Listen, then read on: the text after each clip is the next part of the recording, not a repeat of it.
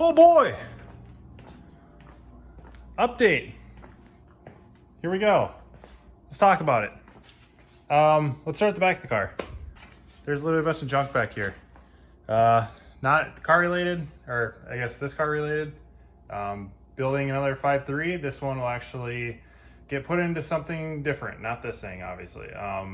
The whole deal is to crank and rods, pistons, everything out. They're over here. I pulled all the bearings, so that's a bare block. The heads are just set on there because it's a little bit easier to set on there and then find some storage spots, since I need to organize this garage, which is my winter project, since COVID's going to keep us inside and the winter's really going to keep us inside, especially here in Minnesota.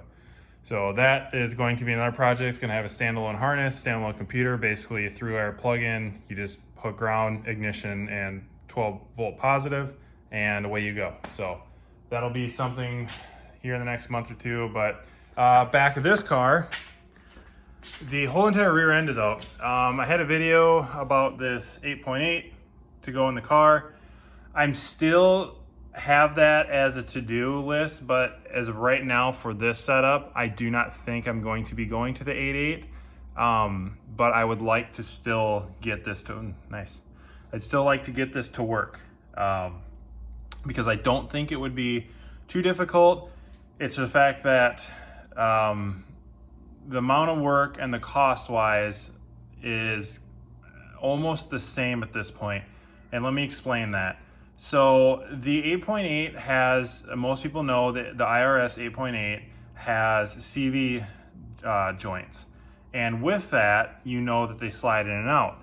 Well, these cars use a half shaft, basically just like a mini drive shaft. They do act, someone hit me up on YouTube on my 8.8 ramble video about it, and he had a great point. Sorry that I can't think of your name right now. You can check the comments in it. And he did make a great point that the half shafts in these cars act as upper control arms. So if you don't have that, these things are going to go negative camber real fast. I don't know if you've ever seen these cars when they start making a lot of power and they squat, pretty much any IRS. They want to bring the top of the tires inwards to the fenders. That would be what would happen. Now, it wouldn't be too hard to basically, the top of these spindles, right here, they're flat. You could actually put like a, what is it called, a Heim joint, and you could put one here and then one to the frame rail, because it's right there. And that would be your upper control arm. It'd work really well. It wouldn't be that big of an issue. And that's not the expensive part. Now that I'm realizing the actual cost that would be going into this, this is cheap. I can go to the junkyard and pick these up for 80 bucks, and I can get them limited slip, which would be perfect. Or you could get a full Posi-Lock unit for $350 and put it in here and call it a day. And this already has a 373, which would be fine. I want to be more like a 355 possible, just because I do plan on having this just to cruise down the road. So I would like maybe a little bit longer gears. But anyways, the expensive part is trying to get the stub shafts to a 930 axle, because then you can order like off the shelf half-inch increment axles, and you don't have to have them custom made. You can just say, hey, I just need this length, and you can go find it. There's part numbers for it. And the stubs is what's expensive. Only a few companies make them specifically, and just for the stub set for like these is like $450. And then you look at getting like a 20 set, because this is a 31 yoke, 31 or 32, I can't quite remember. Like the Mustang, early Mustangs were 28, and I think these were 31 or 32. Anyways, once you do go to that, and then you worry about CV shafts, which are going to be another hundreds, a few hundred, and then you worry about the 930 stub shaft that goes, the stub axle shaft that goes into the hub on the back of the car. And the Corvettes are stock 27 yoke, which you could use, but you're kind of, that's the weak point then at that point, is having 27 spline. So you could upgrade. There's a company that makes a 32 spline kit, which is actually pretty good. I can't think of the company right now, but you can buy a brand new 30, what are they, 32? They're 30 or 32. They're not the same as the Mustang or the Explorer diff, but they are bigger, and they're like oh gosh, 100 and some. I think it's like $140 a piece or something like that, or 150 a piece. Basically, when you buy both of them, and I don't even know if it was that expensive. I have to look it up. I might link it at the bottom of the video. I don't want to ramble on about this so much because I'm done with this for right now in this setup. But it's going to be kind of expensive. This is the cheap part. Everything else is expensive. Even if I made a plate, I wouldn't charge a lot to have it, or I would just give you everybody like, here, if you know someone that can 3D print, or not 3D print, that can put it like on a plasma cutter table, and here's like the CAD drawings, here you go, I don't care, and cut it out. It's just, you start doing the actual stuff, and that's expensive. So I'm going with the Dana 44 in these cars, but it's not going to be the Dana 44 case that would typically come in these. It will, hopefully, the plan is to use the Dana, this is a Dana 36, by the way, this is what came in the car. A Dana 30 or a Dana 44 Batwing connected to a Generation 1/Generation 2 Dodge Viper Dana 44 case. Now, a couple of guys in the Sloppy Discord server, we've talked about this a little bit, and from what we can see, none of us have access to one at all, but from what we can see is they should bolt up. They actually have, if you look at the Dana 36 here, these are just like the Dana 44, exactly. These bolts are. The Viper diff has, like this out here, as you can see, they have like provisions on them, casting provisions to, I'm on the wrong spot, down here, where like, I gotta find a place. Sorry guys, one sec. This right here, like these, they're still casted, or it's not these, it'd be these ones, sorry. They're casted into the Dodge Viper diff, but they're not drilled. They're just there. So it's like, okay, bolt it in, drill your hole, and then you have the clamp for the lower control arm, which is right there. You can see the brackets. The only problem is on the Dodge Viper, these are linear. So that bolt should be the same, not saying it is, but going down, you have like these little like recess spots. These are filled in actually, which is funny. These are just like the Viper, but then you have a bolt hole right here. So what you'd have to do is you'd have to either fill it, grind it out a little bit, and then put like a bushing here and TIG weld it, and then that would be your through hole. Again, this would clamp the case. So on the Dana 44 and the Corvette, there's a hole there. Dodge Viper, you'd probably have to just grind out a little groove, put TIG weld a bushing in, and there you go. Everything else up here, I'm guessing is the same, but if it's not, we can work on that. But those Dodge Viper cases, we kind of looked at the pictures. Again, this is a Dana 36, so don't get this confused. They are a lot thicker on the inside of those cases than the Corvettes. You can see it in pictures, how much material is in those diffs for the case versus the Corvette Dana 44, which makes sense because Corvettes stopped using those in 96. I mean, they came out in 85. They were actually in the C3s to a different extent, but for the C4s, they came out in 85. And they went all the way to 96, and Dodge was using them from 92 to 2002. So you would think that they would have some revisions to stiff or make the strength stronger. So that is one thing that I want to do, because that would be great. A Viper diff from like eBay, and even I found some on Car Dash Part, and a couple 100 miles from me, not like 200 miles or so, they're going for like $450. So getting a diff like that, and then getting a bat wing for this car and doing that, basically what I do is I just lay this on a flat board, on a flat table, and then take like a spindle grinder and then mark it and then grind it, and then get a bushing that's that size that I could drill or pre-drilled, and have someone TIG weld it, and we're done. Theory, that should be all you have to do.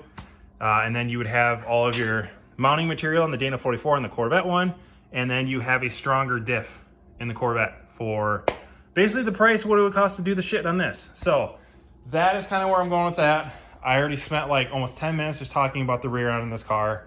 This is gonna be a ramble video. This will probably be the longest one I've done. So get ready, sit down. If I didn't say this at the beginning, get your popcorn and let's talk about this.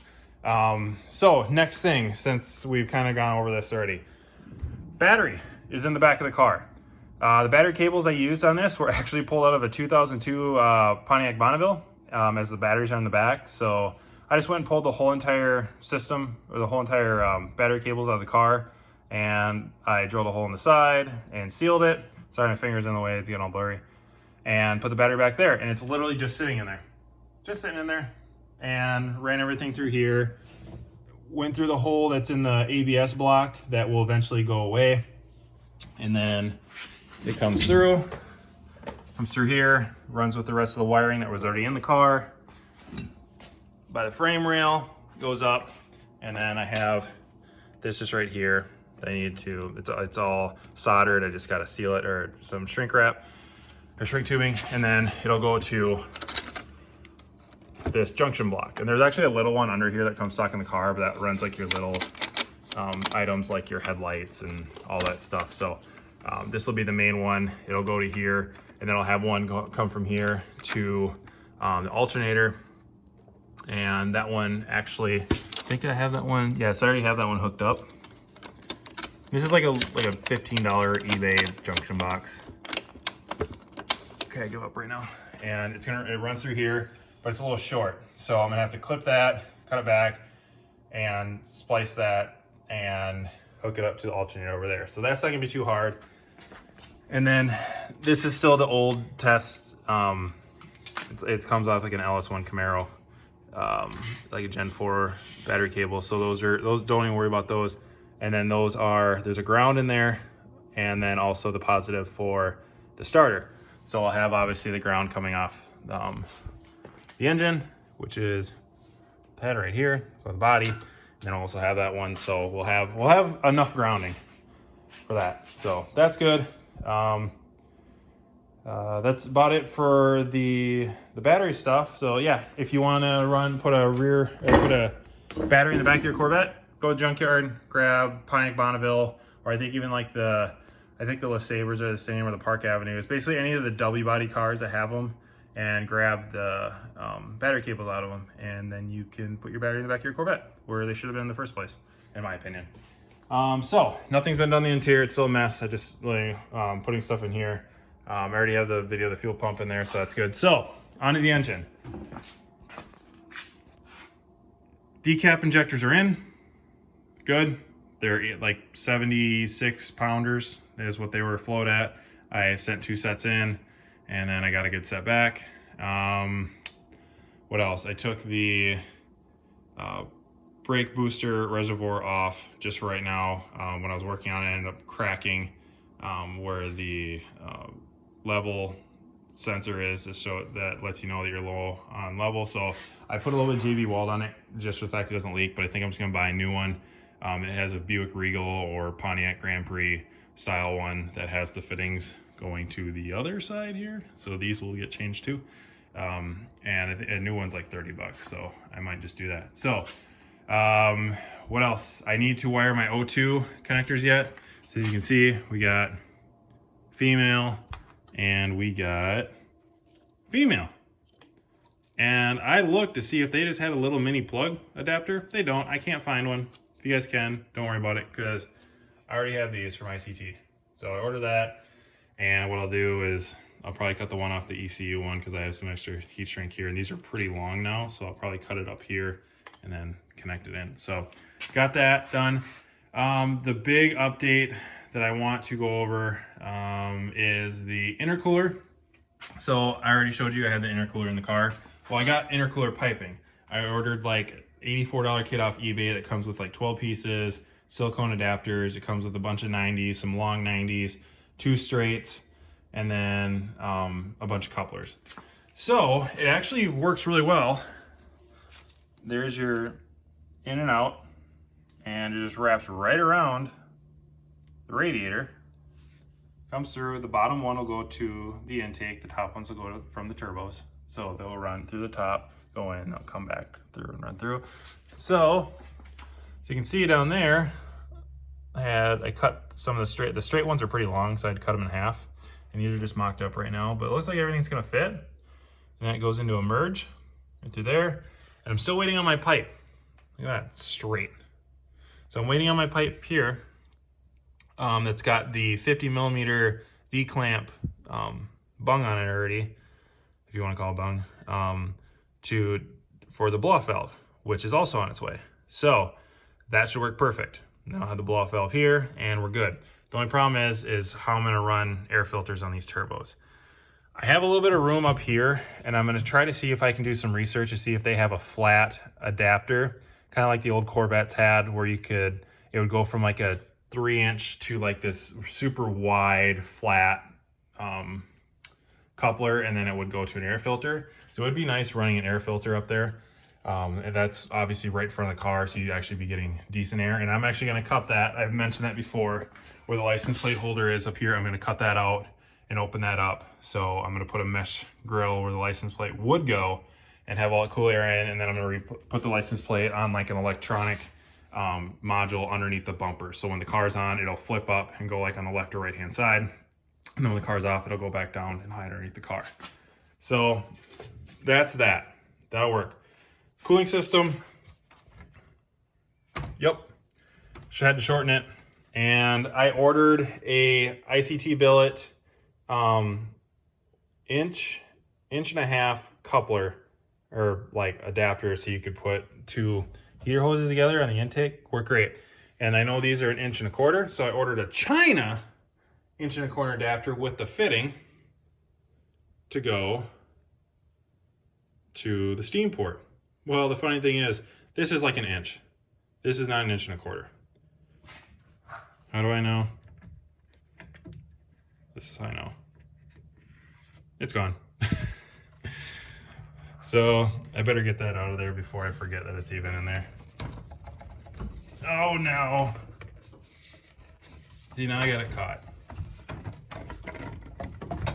There we go. It's on the floor. And actually, look at that. Oh man, I'm good. So yeah, that's I'm gonna have to order a different one, but I don't know if I'm gonna order the MPT fitting one and just tap the water block, but this makes it a lot easier, and I'll probably just order the one from ICT. This one was like $5. It actually came up like a sponsored from the ICT, or not sponsored, but it was on the bottom. So like, yeah, there we go. That's easy enough. I don't care. Well, I should just order from ICT because everything I ordered from them never had an issue. So get that. I don't like this very much. These are like this flexible, they're not really rubber. They're like a weird, really strong material. They don't kink, and the inside is smooth and the outside's rigid, so they can bend. And I need to get around the turbo, but what I might do is I still need to go to in the back of like a AutoZone or Advanced Auto and just like, hey, I'm looking for a bend like this. Can I just go look and see what you got and then find something, and then I can cut it short and use the rest up here, or find one that works perfect. Basically, I just need to come around this turbo, go down to the fitting on there. So it's gonna be interesting to try to find something like that. I had these and I thought I would try it, and it would work, but it's just really long and it just takes up a lot of space that doesn't need to be there, because I would like to use this spot to put the AC dryer. So that's where it's gonna go. Yeah, this car is going to have AC. I've mentioned that many times. I built this to have AC, built it to have heat, built to have cruise control, stock cam, stock torque converter, 480. It should drive like a stock 2500 Silverado, but also be extremely fun and quick at the same time. So intercooler piping, like I said, we've gone over. It should work. This kit was really cheap. It's funny, the intercooler piping was $4 more than the intercooler. So the whole system, like, but with tax and sent to me, I think it was like 180 bucks, which is insane, absolutely insane. So that, the other one is the part of the cooling system on these cars. I don't have the radiator that came in this car. Sorry, I was looking for the radiator. The radiators that come in these cars, they're taller than this S10 radiator, and they lean like this. They lean back. And if I couldn't lay it straight up because it would obviously hit the hood, and the S10 one is wider, so I'd have to notch it, which I did notch it. But the Corvette one doesn't have the filler deal here, because it has, you know, it runs up to here just like I have, and it goes to an expansion tank, which is different than this. It's like this big flat plastic one that goes up here. The one that came in this car was all cracked. So I just got a generic one from like DNA Auto, like a 1.2 or 1.3 liter. But I need to get a radiator cap, and I need to pull the spring out of it because obviously the radiator cap doesn't need to have a spring here. It's all done here. You have to get the coolant at its highest point. Otherwise, the radiator, since the radiator is actually lower than where the head steam port is, you're never going to be able to bleed it at all. So I need to grab radiator cap, pull the spring, seal it, put it on there, and then we can fill it up.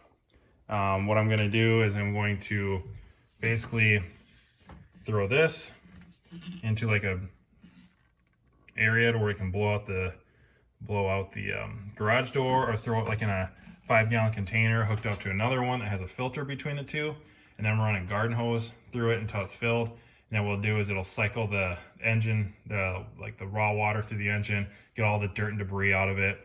And it would be nice to just do like two 5-gallon pails, and then put like a mesh filter between the two with PVC. That way you could fill it up, and then when it's full, it would dump the dirty water into like a green pail. The water would go through a filter, the next pail would be clean. That's where it'd be sucking the water up, and you could let it run for 5-10 minutes, get all that coolant through it, get all the gunk out of it, and then pull all the hoses, drain all the hoses out, drain the radiator, and then start running. Like I have a pump that I use. I don't have it over here. I have a pump that I use for our boat to pump antifreeze in it for the winter. It's basically just a big pond pump or like a sump pump. And then I would put that into like a 5-gallon container of distilled water, or a couple of them. That way it's pumping distilled water through it. Do the same thing, drain it, get all that stuff out. So then the block and everything's full of distilled water, and then fill it with the rest of like just normal non-mixed coolant till it's full. And that'll be good enough to where the car now has all the coolant in it. So that's not going to be too difficult. I've done that before. It's actually, when you write down on paper, you can get it done in a matter of 15-20 minutes. It's not that big of a deal. And it does actually clean out the coolant system pretty well. They do that kind of thing where my dad used to work. He just retired. Congratulations to him. Where they basically just pump that stuff out, runs through a filter, and then they put new coolant in it and call it a day. So the other thing I need to do is, this is short. This is actually the stock length for the alternator, but obviously the alternator, sorry, voice crack. The alternator would be over here in the truck. So I'm gonna have to clip that and add a little bit of wire length so I can get that plugged in, which is down here. Nice spot for it. So everything else, I mean, the car's already run. I already have a video of it running, so it's just getting the fine details here done. We're coming to, I mean, in my opinion, we're coming to the closing end on the front side and engine setup. Once those little things are taken care of, and I run that body control harness over here and connect it, it's just hanging, everything's connected. Just got to bring it over here and plug into the headlights so both the headlights work and everything, turn signals, and then we're done. I mean, I think I'm going to put 2 catch cans in the car. Obviously there's actually a spot over there for like a mini one, which is perfect. And I want to run 2. I want to run one for that side of the bank and then one for this side. The only problem is I got to find a spot for over here. I was thinking like a little itty bitty one right here, which I think would work well, because I just want a really tiny one when I have access to, and it would be here and the same over there, right over there, and I have easy access to get to them to drain them. That's what I'll probably do with there. Again, not too hard. Order the parts, plug it in. It's a half an hour job, if that. So I think that's the update. I mean, we are going on to 24 minutes now, so there's nothing else I can think of other than once this stuff is done, the transmission is back there. You can't see it. There it is, the 480. We'll pull that out, we'll inspect it, and we'll start working on that and get that up into the car. And I'm gonna wait on the rear end. I'm gonna keep my eye open and see if I can find a case. It would be nice to just find the case for a Viper instead of the whole carrier and inside, because it would just, then you have options. You can test fit it. You don't have the whole gear ring and everything in there to screw with, and then you can basically get it fabbed up in the car, and then you can put your carrier inside. So that is the update. If you guys have any questions, let me know. Other than that, this project is not going super quick, which is my whole intention. It's just kind of do the research, do a lot of it, and then spend the time that I have. I'm gonna have a little bit more coming up here for the fact that it seems like there's more lockdowns over COVID, and it gets cold here. It's actually surprisingly warm for what it is right now. So once the cold weather starts hitting in this winter, the garage, I got the heater in the garage, so we're good. We'll work on that. I do have to cut this piece out. I started cutting it, got this out so I can clear the wastegate. And that's pretty much it. This whole hood, by the way, that's going to be cut out, and I'm going to fiberglass it. But this whole hood, I'm going to take these off the wheel well covers, and I'm going to put like a aluminum, like a sound dender over here, basically just to help alleviate the heat coming off everything in here.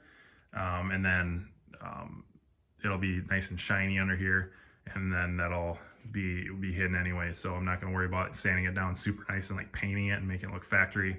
So that I just slap that on there, throw some resin and some cloth, get that flat, get the air bubbles out of it, and do a couple layers and be done with it. So yeah, that's the update. If you guys have any questions, let me know. And still waiting for a few parts to come in, but once those come in, we connect it. Then I'm going to be working on this thing. So I'd like to get that out the door, possibly, and use that to fund the rest of this car. So talk to you guys later. Have a good one. Bye.